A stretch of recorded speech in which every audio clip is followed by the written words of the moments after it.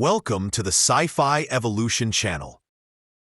A blizzard will overtake them both tonight. The wind howled like a grieving spirit, and snow fell mercilessly from the night sky, covering everything with a white blanket. A thin, unfamiliar Marilinda clutched her baby tightly to her chest, her hands trembling. Her skin was pale and blue, cracked from the cold, and her legs barely moved. She had been walking for hours, perhaps days, without food, shelter, or hope. Her child, such a young and fragile Clarin, fell silent. His eyes were closed, and his breathing was steady, too steady.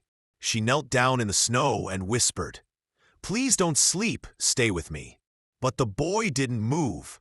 His body was cold, and his lips were blue.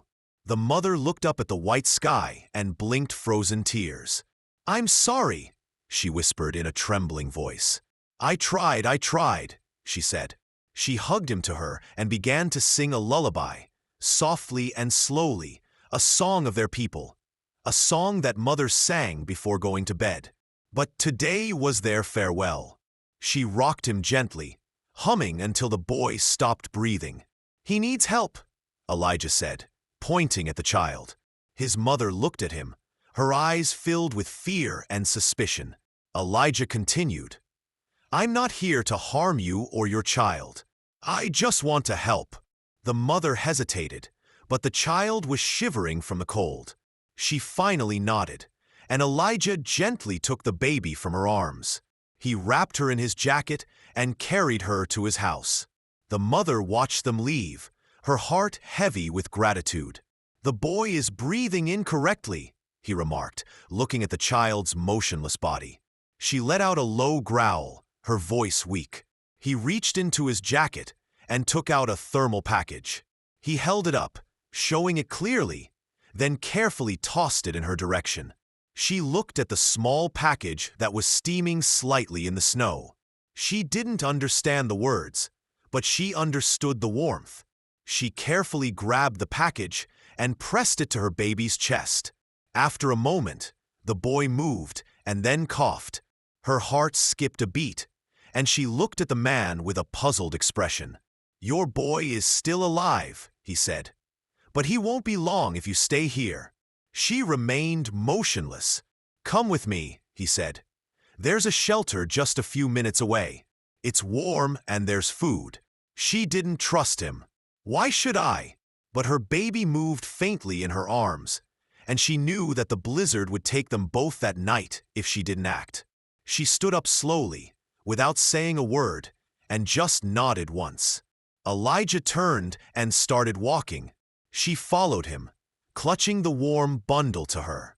The child was in pain with every step, barely feeling his fingers. But she kept walking. Elijah led them through the forest and hills until a small wooden hut appeared in the distance. Smoke rose from the chimney, and light shone through the windows. "Home," he said, opening the door and stepping aside. She hesitated, then entered. For the first time in days, warm air hit her in the face, and she fell to her knees in shock. He quickly closed the door behind them, rushed for the blankets, and carefully took the baby from her arms. He carefully wrapped him up and placed him near the fire, not hurting him, but helping him. Elijah handed her a blanket too, and she looked at him uncertainly. Slowly, she draped it over her shoulders while the fire crackled and the storm raged outside. Inside, for the first time, it was warm, and the man looked at her without fear or hatred, only with calm concern. He offered her a cup of something warm. She accepted the cup with trembling hands, without saying a word, but something irrevocably changed. The warmth of the hut felt unfamiliar. Her body didn't trust it. Her skin trembled in anticipation of pain. She held her baby tightly, even though he was already lying on thick blankets by the fire. She was curled up in a corner, away from people, her gaze fixed on Elijah like a wild animal. The man's tired eyes, coarse beard, and strong arms moved slowly with care. He didn't scare her or try to touch her. He was just checking on the child. "He's frozen, but we can handle it," he muttered, clutching the thermal bag to the boy's chest. The child just needs time. She didn't understand his words, but she understood the gentle hands that focused on him, not trying to hurt him. She was still making a low, warning sound from deep in her throat. Elijah stopped, stepped back, and raised his palms. Okay, I get it. It was a sign of protection, Marilinda. You're doing your duty. She remained vigilant, her eyes never wavered. The child was still frail, letting out a soft sigh that sounded like a whisper.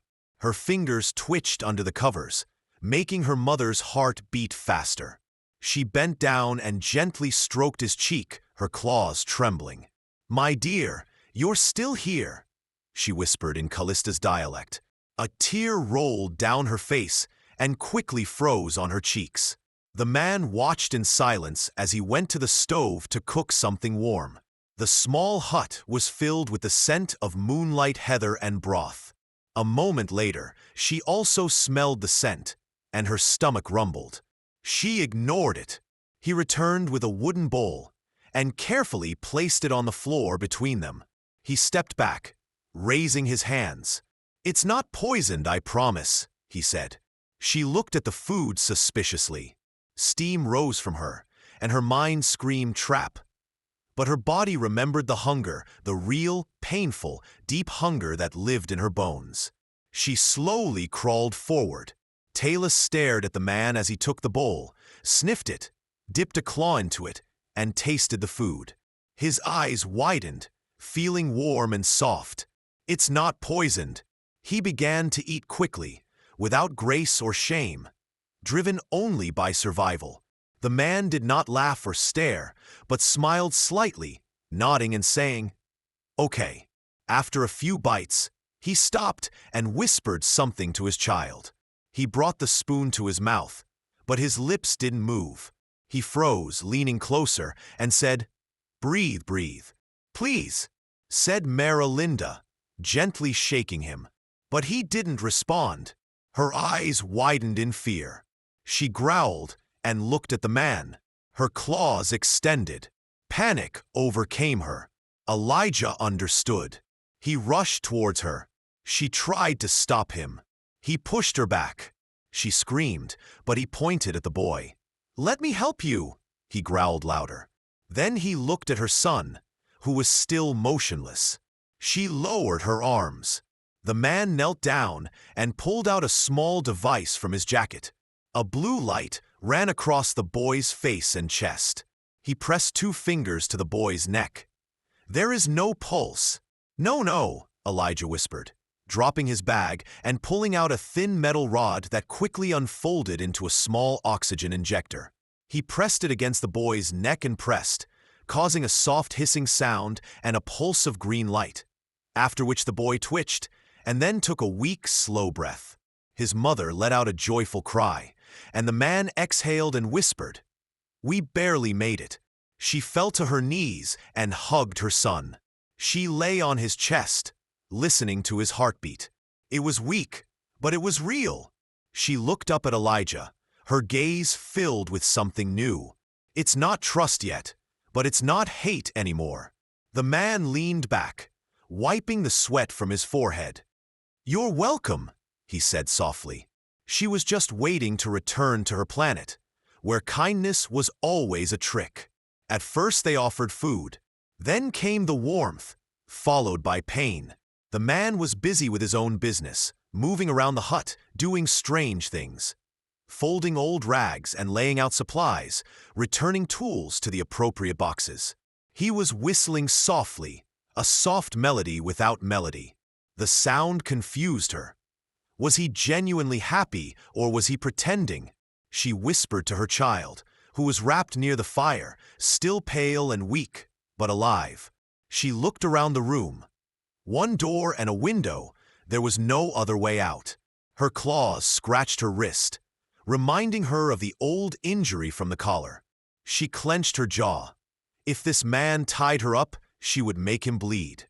Finally, he stopped moving and looked at her, his eyes calm but wary. "You're still on edge," he said. He reached into the closet and took out something wrapped in cloth. He sat down at the table and slowly unwrapped the package. She narrowed her eyes. Eyes can be a formidable weapon, but it was food, or rather dried fruit, some kind of root, and a container of clean water. He pushed the package across the table, then walked over to a chair and sat down at a distance from her. "I'll sleep there," he said, pointing to the far corner. He picked up the rolled-up blanket, threw it on the floor, then lay down with a soft sigh. No shackles or compulsion. She just remained motionless for hours, even as the wind picked up and the flames dimmed, and her eyes burned with fatigue. She sat watching and waiting, but the man no longer got up. He was not dozing deeply or completely, but enough to feel safe in his surroundings. It was his mistake, or maybe not. In the dark hours of the night, the child stirred. His mother rushed to him. His eyes opened slightly. His lips moved. She leaned closer. He whispered one word: warmth. She almost cried. She kissed him on the forehead and looked at the man, still sleeping, still breathing slowly. She turned to the child. "The food is on the table." Her hands were moving fast. She took a piece of dried fruit and divided it into 2 parts. She put the smaller part in her baby's mouth, and he chewed slowly. She took the other part. It was sweet, too sweet. Not from her world, but good. She finished her meal and returned to her son. She did not express gratitude to the person, but a tiny door began to open in her heart. Maybe, just maybe, he wasn't like the others. It was dawn. Gray light filtered through the window. The man sat up, yawned, and looked around. His mother was still by the fire, holding her baby. She seemed more alert now, but still cautious and no longer trembling. He smiled faintly. "Still here. That's good," he said. He went to the stove and poured 2 cups of hot water. He placed 1 cup in front of his mother and returned to his place on the floor. There was no danger or trap. His mother looked at the cup, then back at him. He picked up his cup and took a sip. She did the same, enjoying the bitter but comforting warmth of the drink. Then she put down the cup and tilted her head. "Why did you help me?" she asked hesitantly. Elijah stopped and looked at her. He saw a woman who had gone through unimaginable hardships. She was a mother who almost died in the snow to save her son, but still she asked why. He smiled sadly, because no one should die alone and in the cold. She didn't answer, but her gaze lingered on him longer than before. She was no longer waiting for a trap. She was trying to understand kindness. The blizzard had subsided, but the danger remained. 2 figures were moving through the trees from the hills beyond the forest. They were tall, armored, and cold, their faces hidden behind black masks. One carried a device that emitted a red light that pulsed with every step. The signal was getting stronger. "Her trail ends here," said the first voice, devoid of emotion. The other nodded. "And the baby too?" The red light continued to flicker, still alive. They exchanged glances. Their orders were clear. No survivors, no witnesses. They then moved forward, heading towards the man's dwelling. The fire crackled softly, and the child fell asleep again, his chest rising and falling in a more even rhythm. His mother was sitting next to him, gently feeding him spoonfuls of moon broth. Her claws weren't shaking anymore. She was starting to trust the warmth, but something inside her felt wrong. Her breathing slowed, and her soldier instincts returned, like a shadow hiding behind her thoughts. She put down her mug and stood up, noticing how her body tensed. He didn't say a word. He just went to the shelf and opened an old metal box. Inside, he found a short rifle, a battered blaster, 2 energy cells, and a folded scarf with a military crest. He loaded the rifle with quiet precision. "Is something wrong?" "What is it?" she asked softly. Her voice was still uncertain in the galactic dialect. Elijah did not respond immediately. He opened the door and looked out. There were only trees and snow. But the silence felt wrong. "Are they coming?" she asked. He nodded once. "Yes." Her eyes widened. "Were they following us?" He shook his head. "Not anymore." She stood up. Her heart was racing. "We have to run." "We won't make it," he said. "The snow is too deep, and the guys are too weak." She clenched her fists. "Then what should we do?" He looked around the hut. His cabin. He took a deep breath. "We'll make them regret coming." The mother hugged her child tightly while the man moved quickly to secure the windows, barricade the door, and set up small traps. He poured oil over the floor, creating a path that was abruptly interrupted by a sharp edge near the woodpile. The old generator sparked on contact, and she watched in amazement as it worked. "Why?" she asked. He stopped and looked at her, saying, "I'm protecting you because I don't want to lose anyone else." She was silent, but something stirred inside her when she realized that this man, this earthling, was risking everything for them and didn't even know her name. She turned to her child and whispered in their native dialect of Callista, "We are no longer alone." An hour later, trees rustled and branches cracked underfoot as a man crouched by the front window with a rifle in his hand. Two figures appeared in the clearing in black armor with red visors and drawn weapons. "They found us," he said softly. The mother looked at her child, still sleeping, unaware of the approaching danger. She got to her feet. "I will fight too," she declared. He turned to her, puzzled. "You can't," he said. She raised her claws, her eyes fierce. "I can do it for him," she countered. He nodded, then instructed her to stay downstairs. To protect the boy, she grabbed a sharp weapon from the table and retreated to the back wall. The door creaked open, and suddenly the first hunter stumbled over the trap and was thrown back into the snow. The second hunter ducked and fired. The wall of the hut shattered from the force of his shot. The man quickly responded by shooting through a small window, his shot hitting the second hunter in the leg. Sparks flew, and the enemy shouted something that neither of them understood. Marilinda stayed by her child's side, telling him not to wake up. Smoke was rising from the trees outside. The wounded hunter was crawling towards the shelter. The first one was still stunned, but he came to his senses and ran to the hut. Inside, Elijah changed his weapon and fired. This time he missed. The hunter threw something, a grenade. "Get down!" the man shouted, jumping over the mother and child. A loud explosion shattered the wall, engulfing the wooden building in flames. The mother screamed, protecting her son. The bleeding man stood up again. The second hunter entered the hut, a formidable figure, fast and deadly. Marilinda let out a scream and threw her knife, but it bounced off the man's armor. He raised his weapon, but the hunter knocked him down from behind. The sound of gunfire rang out, and the wood cracked. The hunter fell, wounded and scared. The other ran back into the forest, leaving silence in his wake. When the fire subsided, so did the power of man. He dropped his rifle and knelt down, blood staining his shirt.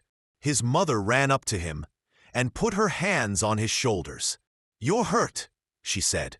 "I've seen worse." The child was crying and looked back. His eyes were open and calm.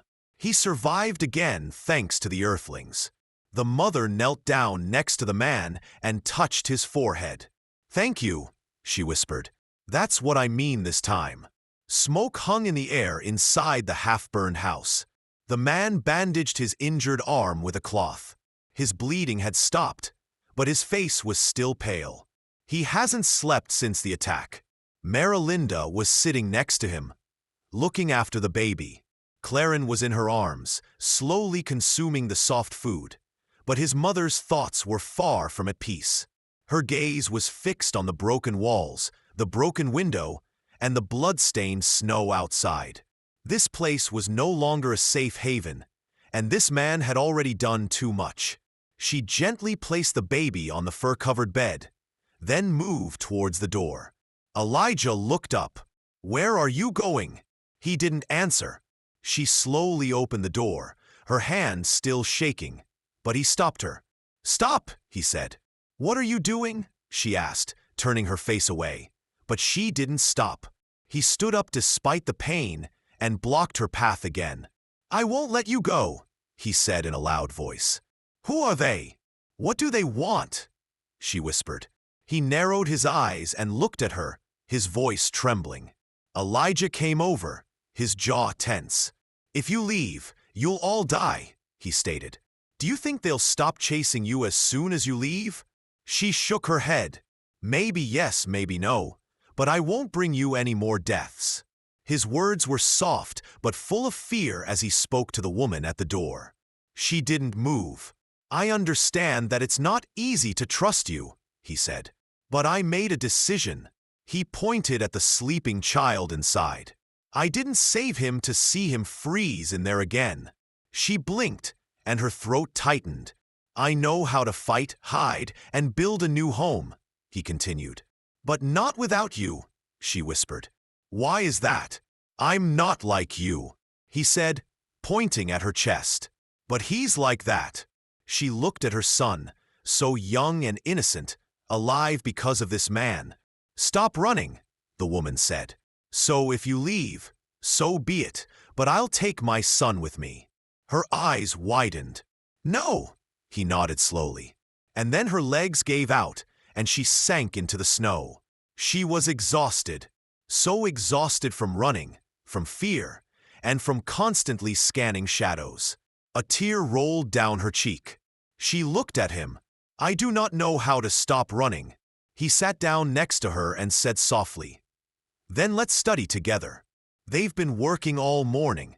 Together, the hut was in a neglected state, but it was still standing. The man collected tools and firewood, while the woman cleaned up the blood and soot inside. She didn't say much, but she watched him, not with fear, but with calm curiosity. He was meticulous in his repairs and explained while he was working, even though she barely understood the words. She began to imitate his actions. She held the boards, gently tapped them, soaked rags to stop the smoke. When the child woke up again, he looked around sleepily and said one word. "Home?" Elijah heard him say, "Yes," and his smile was small but sincere. "It's getting better," he said softly. Later that evening, a mother sat by the fire, brushing her child's long hair. A man was sitting on the other side, checking the wound on his arm. Finally she spoke. "My name is Arla," he said. He looked up and nodded. "I'm Davis." "Davis," she repeated carefully. "Thanks." He waved his hand. "Stop saying thank you. Just stay alive." She laughed, a small, unfamiliar sound coming from her throat. He looked surprised, then smiled. The child giggled too, and for the first time since the snow took everything from them, they laughed together. Not because it was easy, but because they didn't have to run this time. The snow returned that night, but it did not fall softly. He came with thunder and fire. They woke up with a jolt, her baby clinging to her chest, whimpering. The sound echoed in the trees outside deep, a metallic rumble against the wind. She looked at Davis, who was already on his feet. His face was stern, and his weapon was in his hands. "They found us," he said. The hut was dark and cold, and the wind was blowing through the cracks. "They haven't finished sealing it yet." Something big was moving outside. The Avenger appeared through a broken window. A large black figure stood at the edge of the forest. It wasn't a soldier this time. It was a machine, tall as trees, with 4 metal legs and 2 arms, each with glowing red weapons. A hunter mech sent by those who wanted her to disappear. "They sent a tracking unit," Arla whispered. "I thought they were only used in war." "They just started one," Davis said. He turned to her. "Take the boy and go to the back tunnel. Hide." She shook her head. "You can't fight this alone."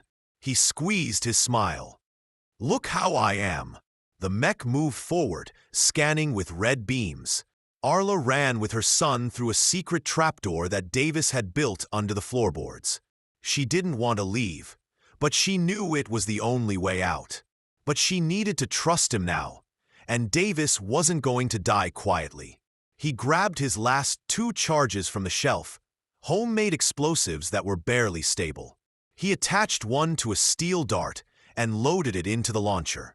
The mech was 30 meters away, its head turned, locking onto the hut. He fired, and the front wall exploded in flames. But Davis had already gone out the side window, dropped low into the snow, rolled behind a tree, and fired a dart. Bang! The charge hit the mech's right leg, and blue fire flashed.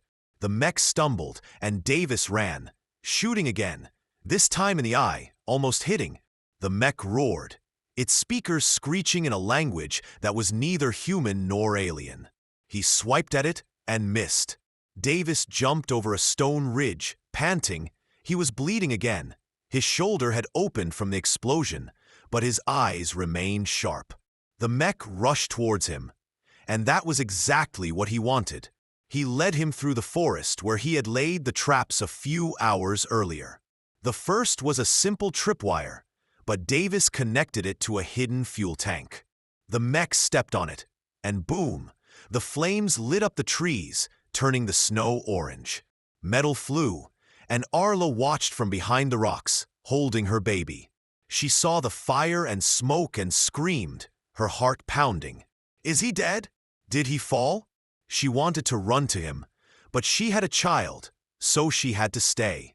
Then, out of the smoke, came Davis, burned and bleeding, covered in ash but alive. Behind him, the mech was still moving, barely crawling. A spark shot out of his body, his red lights flashing wildly. He raised his last weapon. "Burn in hell," he growled, throwing a second charge straight into the open cockpit. Boom! The whole car lit up like the sun. This time she didn't get up again. It burned, and then fell silent. Only the wind and fire crackled. Arla ran out from behind the rocks, her baby in her arms. She found Davis kneeling in the snow, breathing heavily. "You're crazy," she said, holding back tears. Tears streamed down his face as he smiled faintly. "You're welcome," she said, pressing her forehead against his. He fought like a monster, but he laughed once and winced in pain. "I was a monster a long time ago, but I guess I still am." The child looked at him with wide eyes. "You saved us," Clarence said. He looked at the boy and nodded. "Yes, I think I did." He finally allowed himself to fall into the snow, not dead, just tired, and proud for the first time. Spring came quietly. Snow no longer ruled the earth. The greenery slowly returned to the outskirts of the forest, and the wind carried warmth instead of fear. The hut was different now, rebuilt and renovated. She wasn't perfect, but she was strong and full of life. Inside, a small boy from Khalistan was sitting by the window, drawing strange shapes on old paper with a broken pencil. He was humming happily. His skin was no longer pale. His eyes were bright. His mother, Arla, hung clothes near the fire, folding each item with care. She studied the rhythm of this place, the silence. Davis sat on the steps, sipping weak tea and watching the trees. No enemies had come for weeks, no cars, no soldiers. Just a quiet peace. He still had pain in his shoulder, and some nights the old scars hurt. But he didn't complain. He had something now. He had no reason to wake up, no reason to stay for a long time. That day, the boy ran out and pulled on Davis's jacket. "Show me again," he said excitedly. Davis looked down at the trap. The boy nodded. "The wire trick," he said. Davis stood up, smiling. Okay, but there's only one trap, and you have to help me set it." "I'll help," the boy said with pride. They walked to the edge of the forest. Arla watched them leave, a strange warmth blossoming in her chest. She was afraid of many things in her life, but never this, never peace. Later, While the fire was burning and the stew was gently cooking in a pot, Arla sat next to Davis at the table. She spoke slowly, carefully. Her galactic dialect wasn't perfect, but it was enough. "I'm sorry, you didn't want this life," he said. She looked up. "No, but she found me anyway." "You shouldn't have fought for us," he replied, stirring the stew with a spoon. "Shouldn't I?" She smiled slightly. "Most of them would have left," he said. "I'm not the majority." She leaned forward. "You've changed, and so have I," he replied. They looked at each other, without fear, without masks, only with understanding. Then tiny footsteps shuffled across the floor. The boy climbed onto Davis's lap, without asking, and laid his head on the man's chest. Davis froze, and the child looked at him, blinking slowly. "You're my father now, aren't you?" The room froze. Davis looked down at the boy, not knowing what to say. His mouth opened, but no words came out. The boy snuggled closer. "You saved us, you stayed. You fought monsters. Mom is smiling now. So you're my father. That's what it means." Davis's chest ached in a way no wound could. He swallowed, then gently put his hand on the boy's back. "Yes," he whispered. "I think I am." And Arla covered her mouth with her hand. A tear rolled down her cheek, but she didn't try to hide it. That night, the cabin held something new, not only warmth or safety, but also family. They didn't need documents or rules to define themselves. There were no titles, no blood ties. It was just a choice, an earthly choice, and they chose each other. While the stars were blinking overhead and the forest remained quiet, the little boy was sleeping between his mother and his new father. For the first time, there was no need to run. There was no fear of snow. Together they changed everything forever.